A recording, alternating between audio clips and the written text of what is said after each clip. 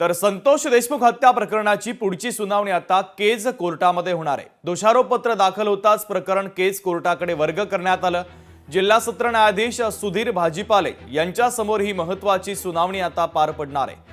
बीडच्या केज तालुक्यातील मस्ताजोग येथील सरपंच संतोष देशमुख यांच्या हत्या प्रकरणात तपास पूर्ण झाल्यानंतर सीआयडीने जवळपास 1,500 पानांचं हे दोषारोपपत्र बीड कोर्टामध्ये सादर केलं आणि आता हे प्रकरण केज येथील विशेष मकोका कोर्टामध्ये चालणार आहे। जिल्हा सत्र न्यायाधीश दुसरे सुधीर भाजीपाले यांच्या समोर आता या प्रकरणाची पुढची सुनावणी पार पडणार आहे। संतोष देशमुख हत्या प्रकरण, अवादा कंपनीच्या अधिकाऱ्याला मागितलेली खंडणी तसंच कंपनीच्या सुरक्षा रक्षकाला झालेली मारहाण या प्रकरणातील अॅट्रॉसिटीचा गुन्हा असे तिन्ही गुन्हे एकत्र करून आता दोषारोपपत्र सादर करण्यात आलेलं आहे।